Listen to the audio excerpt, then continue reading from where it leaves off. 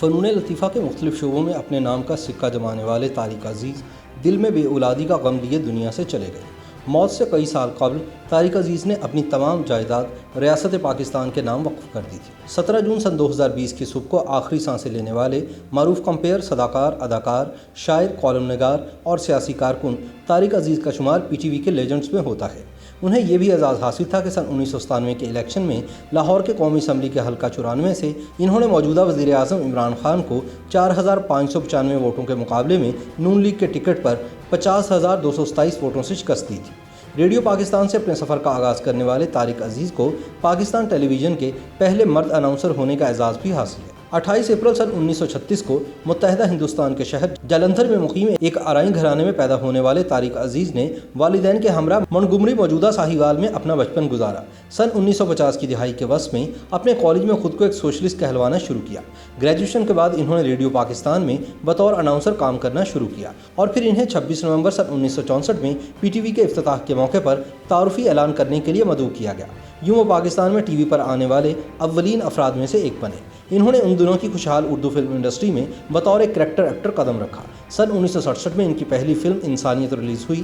وہ چند فلموں میں مرکزی کردار حاصل کرنے میں بھی کامیاب ہوئے، لیکن ان کا فلمی کریئر کچھ خاص متاثر کن نہ تھا۔ طارق عزیز کی قابل ذکر فلموں میں سالگرہ، قسم اس وقت کی، کٹاری، ہار گیا انسان اور چراغ کہاں روشنی کہاں شامل ہیں۔ طارق عزیز نے ایک پٹھان خاتون ڈاکٹر سے شادی کی، تاہم زندگی بھر اولاد کی نعمت سے محروم رہے۔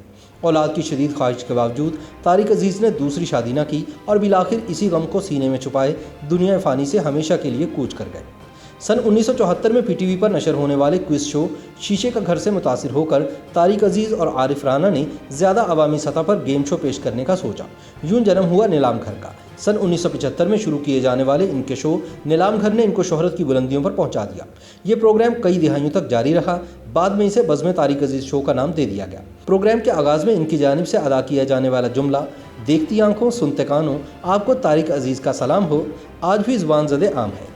طارق عزیز نے فنون لطیفہ کے ساتھ سیاسی میدان میں بھی طب آزمائی کی۔ سن 1960 کی دہائی کے اواخر میں طارق عزیز کو ذوالفقار علی بھٹو کی شخصیت سے محبت ہو گئی اور وہ بائیں بازو کی جانب جھکاؤ رکھنے والی عوامی سیاسی جماعت پیپلز پارٹی کے رکن بن گئے۔ اس زمانے میں طارق عزیز کو ایک جوشیلے سوشلسٹ کے طور پر جانا جاتا تھا، جو ذوالفقار علی بھٹو کی ریلیوں میں انقلابی نعروں سے شرکاء میں جوش جذبہ پیدا کرنے کے حوالے سے پہچانے جاتے تھے۔ ان ریلیوں میں طارق عزیز اپنے ساتھ فلم کیمرہ بھی ساتھ لے جاتے اور انہوں نے ایسی کئی ریلیوں کو فلم کی صورت میں بھی محفوظ کیا۔ جب پاکستان ٹیلی ویژن کے پاس موجود ذوالفقار علی بھٹو کی ریلیوں کی فوٹیج کو ضیاء الحق حکومت نے ضائع کر دیا تو سن 1990 کی دہائی سے طارق عزیز کی فلم بند کردہ ریلیوں کی فوٹیجز کو ہی دکھایا جاتا رہا ہے۔ سن 1977 میں فوجی بغاوت کے نتیجے میں ذوالفقار علی بھٹو کے زوال کے بعد بھی نیلام گھر نشر ہوتا رہا، بلکہ سن 1979 میں ذوالفقار علی بھٹو کو تختہ دار پر چڑھانے تک طارق عزیز کی ضیاء آمریت سے قربت پیدا ہو گئی تھی۔ کہا جاتا ہے کہ طارق عزیز نے فوجی حکومت کے ساتھ جو سمجھوتے کیے تھے ان میں سے ایک یہ بھی تھا کہ وہ اپنے شو میں مذہبی جذبات شامل کریں گے اور حکومت کے قدامت پسند نظریے کو بڑھاوا دیں گے۔ اسی وجہ سے سن 1988 میں ذوالفقار علی بھٹو کی صاحبزادی بے نظیر بھٹو نے وزیر اعظم منتخب ہونے کے بعد نیلام گھر شو بند کروا دیا، جس پر طارق عزیز سیخ پا ہو گئے اور شو کو دوبارہ شروع کرنے کا مطالبہ کیا۔ سن 1996 میں طارق عزیز نے دائیں بازو کی مرکزی جماعت مسلم لیگ نون میں شمولیت اختیار کر لی اور سن 1997 میں وہ لاہور سے عمران خان کو شکست دے کر رکن قومی اسمبلی منتخب ہوئے۔ شریف حکومت نے طارق عزیز کو ان کا شو پی ٹی وی پر دوبارہ شروع کرنے کی اجازت دی۔ شو کا نام بدل کر طارق عزیز شو رکھا گیا، مگر یہ شو 70 اور 80 کی دہائی میں ملنے والی شہرت حاصل کرنے میں ناکام رہا۔ بعد ازاں طارق عزیز نے مسلم لیگ نون سے علیحدگی اختیار کر لی اور جنرل پرویز مشرف کی حامی پاکستان مسلم لیگ کاف میں شمولیت اختیار کر لی۔ انہوں نے سن 1990 میں پاکستان مسلم لیگ نون کی حکومت کے خلاف پرویز مشرف کی بغاوت کو سراہا، مگر وہ اپنی نئی پارٹی میں زیادہ دکھائی نہیں دیے اور جلد ہی انہیں سائیڈ لائن کر دیا گیا۔ واضح رہے کہ نواز شریف کے دور میں سپریم کورٹ پر حملہ کرنے پر طارق عزیز کو توہین عدالت کے الزام میں سزا سنائی گئی۔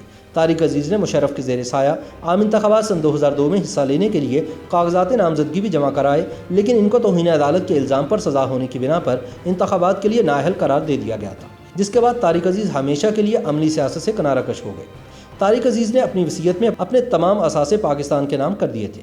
اپنی وصیت میں انہوں نے لکھا تھا کہ بے اولاد ہونے کے باعث میں اپنے تمام تر سرمایہ اور املاک کو پاکستان کے نام کرنے کا اعلان کرتا ہوں۔ طارق عزیز نے کالم نگاری بھی کی، سیاسی، سماجی، فلمی، ادبی اور سپورٹس کی مشہور ترین شخصیات کے انٹرویوز بھی کیے۔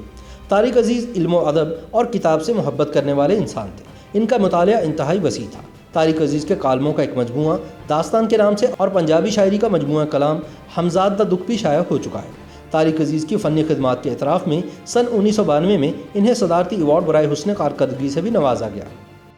YouTube پر گوگلی نیوز دیکھنے کے لیے youtube.com کی سرچ بار میں googly news T V type کریں۔ گوگلی نیوز کے پیج پر سرخ رنگ کے سبسکرپشن والے بٹن پر کلک کرنا نہ بھولیے۔ YouTube پیج پر اپلوڈ ہونے والی ویڈیوز سے باخبر رہنے کے لیے بیل آئیکن پر کلک کیجیے۔ آپ کو ہر نئی ویڈیو کے بارے میں نوٹیفیکیشن موصول ہو جائے گا۔